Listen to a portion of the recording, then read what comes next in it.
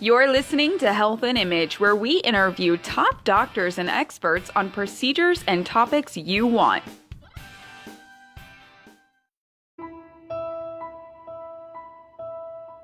Hello and welcome back. You're listening to Houston Health and Image. I'm Stephanie, and I am really excited about this interview as we're going to be talking about a topic that I don't think enough awareness is out there.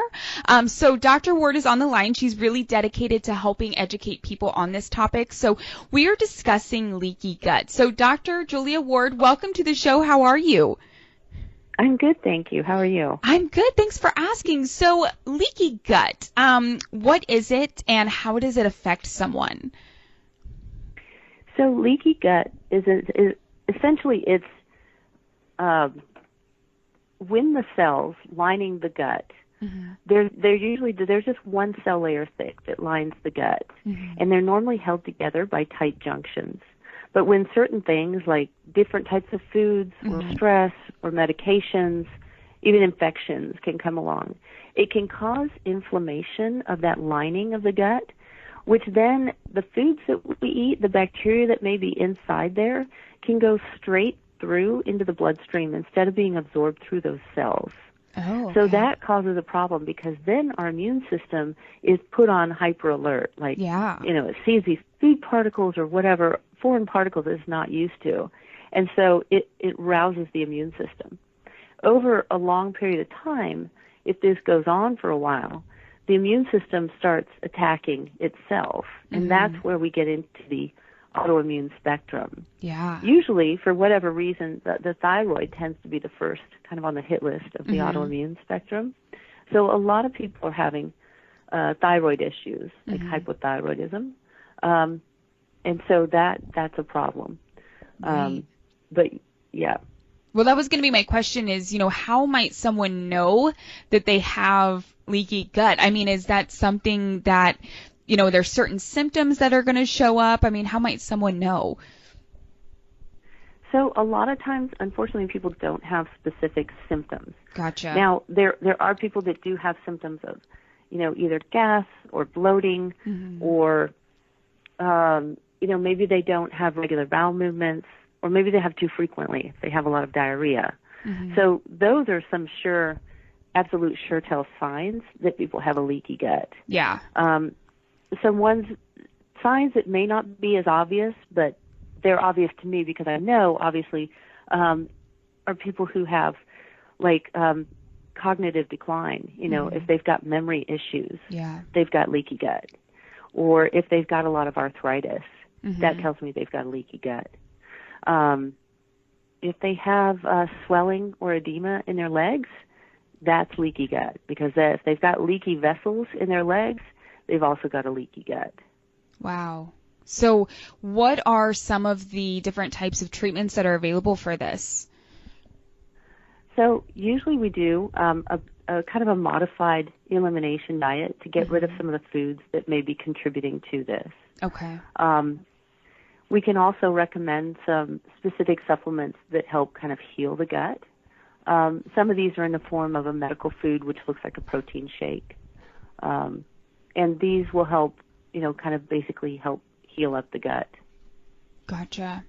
And so you had briefly talked about autoimmune disease. And so can you kind of talk to us a little bit more about that and how this links to leaky gut?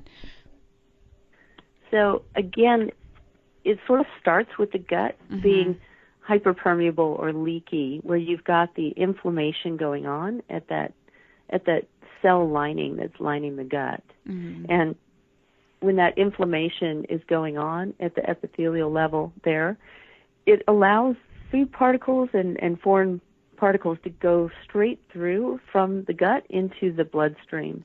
So it doesn't have to be absorbed through the epithelial cells. It just goes straight through.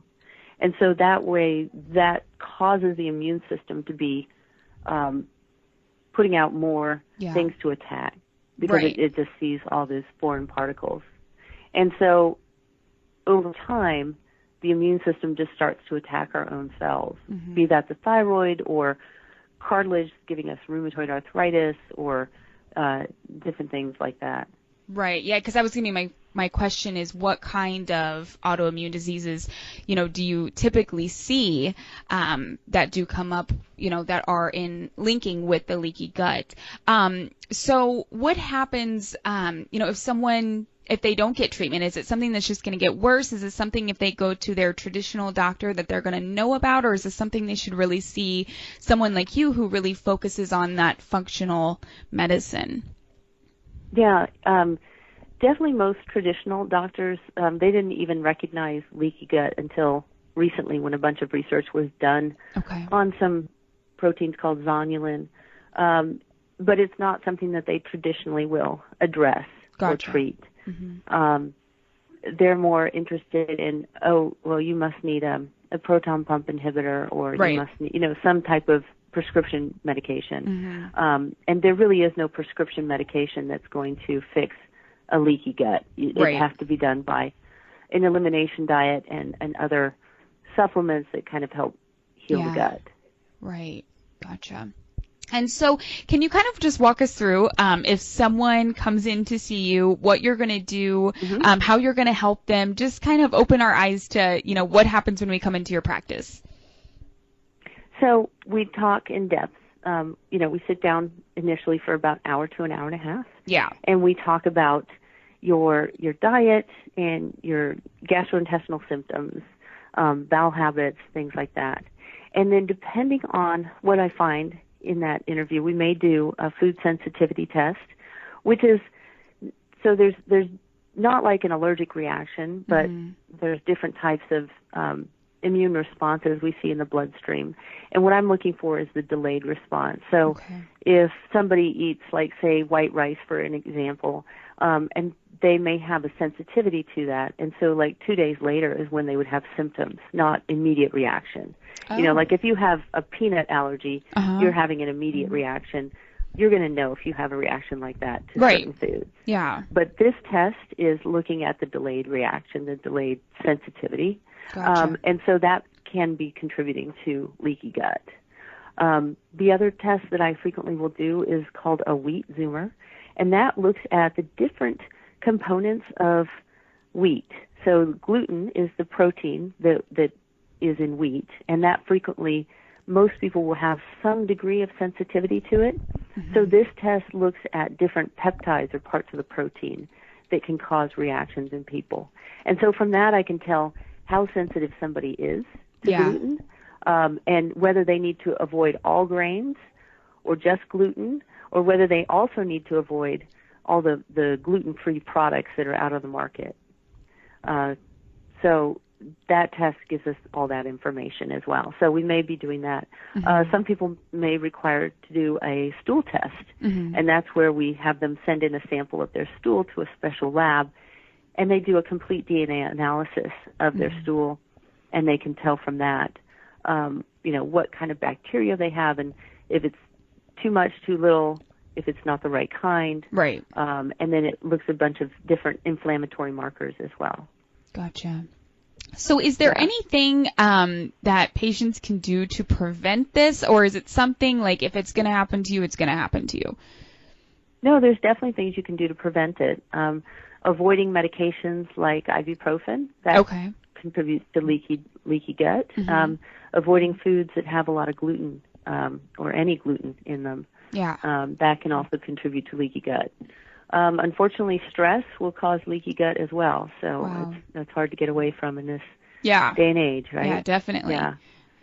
Yeah. Okay. Well, is there anything that you feel that we left out that you want patients to know just before I wrap this up? I think that leaky gut is more common than most people would imagine. Yeah. But again, because it's not, and because traditional medicine didn't even really recognize it until recently, that makes it hard to kind of get the word out. Yeah, definitely. Well, I just want to wrap this up by saying that this has been great. Thank you so much, Dr. Ward, for spending your time today to help educate people on this topic because, like you said, it is more common than people may be aware. So if you have any questions, definitely be sure to reach out to Dr. Ward. She also has a free ebook on it as well, so definitely get that. As always, until next time, thank you for listening.